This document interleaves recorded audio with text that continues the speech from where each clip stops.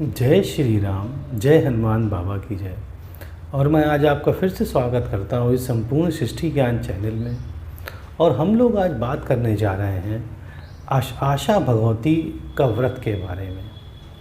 इसमें बताएंगे कि आशा भगवती का व्रत मतलब कब रखा जाता है, कैसे रखा जाता है।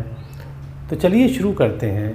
पर शुरू करने से पहले जय श्री राम, जय हनुमान बाबा और शिव भगवान और पार्वती माँ की जय। देखिए, जैसा हमने बताया आपको कि आज हम लोग बात करने जा रहे हैं आशा भगवती का व्रत के बारे में। तो यह जो व्रत है स्त्रियों की मतलब स्त्रियों को जो पितरपक्ष होता है या श्राद्ध में ही अश्विन कृष्ण पक्ष की अष्टमी से प्रारंभ कर 8 दिन करना चाहिए। तो इसमें वो लोग करते क्या हैं कि 8 कोने को गोबर मिट्टी से उसको पूरा पोत देते हैं और आशा भगवती की कहानी सुनते हैं, जो कहानी हम बताएंगे आपको। फिर 8 कोनों पर 8-8 धूप, 8-8 रुपए और उसके बाद 8-8 सुहाली मतलब होता है मठरी या कोची बना के रख दी जाती है और एक फल चढ़ाते हैं। और फिर 8-8 रोली, 8-8 मेहंदी तथा 8-8 काजल की बिंदी रखी जाती है। फिर 8 कोनों पर एक एक दीपक जलाएं। इस प्रकार रोज़ जो है 8 दिन तक पूजा करें और कहानी सुने आशा भगवती जो हम बताएंगे आपको। 8वें दिन एक सुहाग पिटारी मतलब होता है एक ऐसा मतलब कोई चीज़ ले लीजिए, मतलब पिटारा मतलब होता है कोई छोटी डलिया ले लीजिए जिसमें कि सुहाग का सामान रख लीजिए। बिंदी है, सिंदूर है, इसको सुहाग का सामान कहते हैं, उसे हम लोग सुहाग पिटारी कहते हैं। तो एक सुहाग पिटारी 8 कोनों पर चढ़ाएं और इसी दिन व्रत भी रखें। और व्रत वाले 8वें दिन 8 जो सुहाली मतलब जो 8 जो मठरी या जो भी आपने मैदे का सामान बना के रखा है तो उसका जो है उसको आप एक जगह कर अपनी सास को दे दें और स्वयं भी 8 सुहाली और फल एक समय खाकर रहें। तो इस प्रकार यह व्रत जो है 8 वर्ष तक करें और 90वें वर्ष में इस व्रत का पारण करें। तो देखिए, जैसा बताया हमने आपको कि उपरोक्त विधि के अनुसार पहले आशा भगवती का पूजन करना चाहिए और इसके लिए 9 सुहाग पिटारी मंगवावें जिसमें सुहाग की सभी वस्तुओं होवें। फिर 8 सुहाग पिटारी को 8 कोनों पर चढ़ा देवें और एक सुहाग पिटारी अपने सासू जी के पास जो है वहाँ छोड़ देवें। 8 सुहाग पिटारियों में से एक सुहाली भी रख दें। सुहाली मतलब जो मठरी या जो मैदे का सामान आप निभाया वो रख दें। और इसके बाद 8 सुहागिन ब्राह्मणियों को भोजन कराकर प्रत्येक को एक सुहाग पिटारी व दक्षिणा दीजिए। तो आशा भगवती की पूजा करने के बाद यह कहानी सुननी चाहिए जो हम बता रहे हैं आपको। देखिए, कथा कुछ इस प्रकार है कि हिमालय नाम के एक राजा थे, उनकी 2 लड़कियां थीं। एक का नाम था गौरा, दूसरे का नाम था पार्वती। तो एक दिन की बात है कि राजा मतलब जो राजा थे हिमालय वो बैठे हुए थे। तो उन्होंने अपनी दोनों लड़कियों गौरा और पार्वती को अपने पास बुलाया और पूछा कि तुम किसके भाग्य का खाती हो। तो पार्वती बोली, मैं तो अपने भाग्य का खाती हूँ। और गौरा बोली कि मैं आपके भाग्य का खाती हूँ। तो यह सुनकर राजा ने अपना पुरोहित बुलाया और कहा कि पार्वती के लिए कोई भिखारी वर ढूंढो और गौरा के लिए कोई राजकुमार की तलाश करो। तो पुरोहित राजा की आज्ञानुसार वो वर की तलाश करने के लिए घर से निकल पड़ा। एक दिन पुरोहित जब रास्ते में जा रहा था तभी रास्ते में जो भगवान शिव थे वो भिखारी का रूप धारण उसको करके बैठे दिखाई दिए। तो पुरोहित ने पार्वती का विवाह उस भिखारी के साथ तय कर दिया और एक बहुत ही सुंदर राजकुमार के साथ गौरा का विवाह तय कर दिया।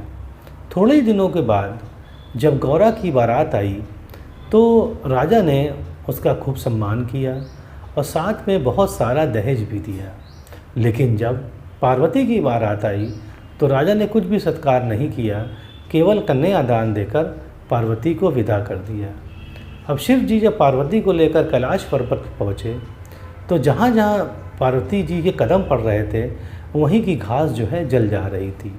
यह देखकर शिव जी ने पंडितों को बुलाया और कारण पूछा।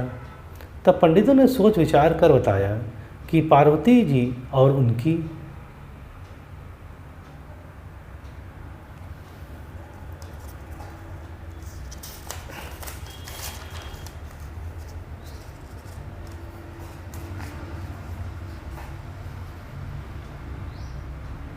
इनकी भाभियाँ आशा भगवती का व्रत करती थीं।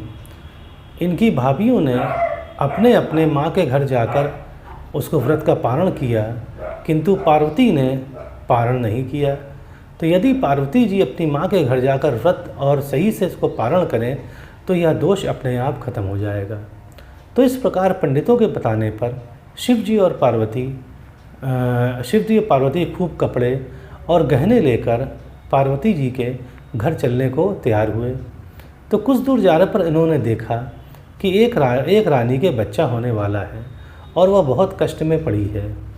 तो यह देखकर पार्वती जी भगवान शिव से बोली कि हे नाथ, बच्चा होने में बहुत कष्ट होता है, अतः आप मेरी कोख को आप बांध दीजिए।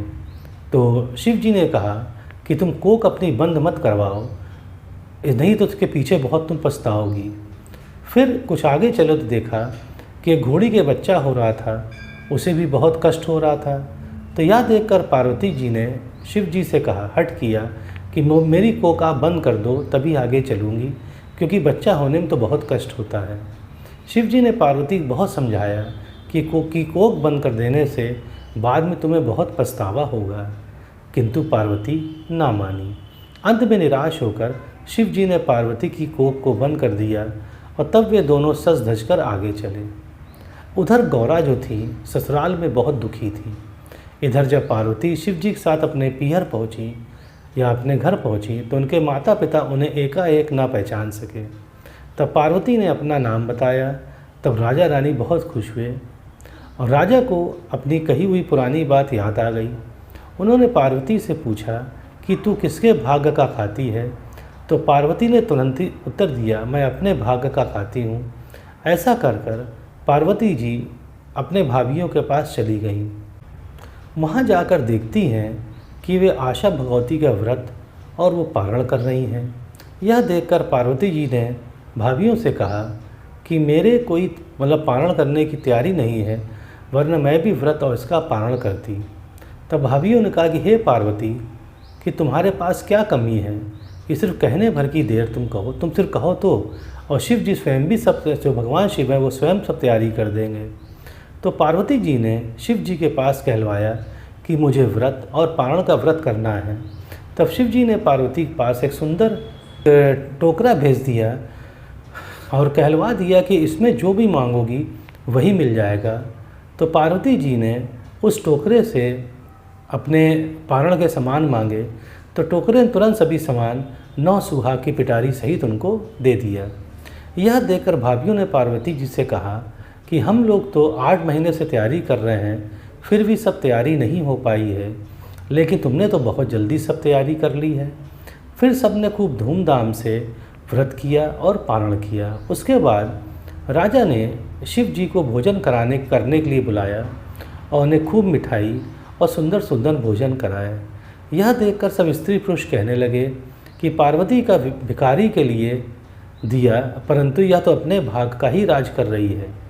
मतलब कि पार्वती ने तो भिखारी शादी जरूर हुई है, भिखारी से चाहा शादी करने के लिए, पर ये तो अपने राज कर रही है। तब शिव जी ने भोजन करना शुरू किया तो उन्होंने इतना खाया कि पूरी रसोई में सिर्फ पतली सब्जी छोड़कर कुछ ना बचा। पीछे पार्वती जी वही सब्जी खाकर पानी पीकर शिव जी के साथ घर के लिए चल दी। रास्ते में धूप के कारण वो दोनों एक पेड़ के नीचे बैठ गए। तब शिव जी ने पार्वती जी से हंसकर पूछा, तुम क्या खाकर आई हो? तो पार्वती जी बोली, जो आपने खाया वही मैंने खाया है। शिव जी यह बात जानते थे कि पार्वती जी ने केवल सब्जी खाई है। इस पर शिव जी को हंसी आ गई और बोले कि तुम तो सिर्फ सब्जी खाकर और पानी पीकर आई हो।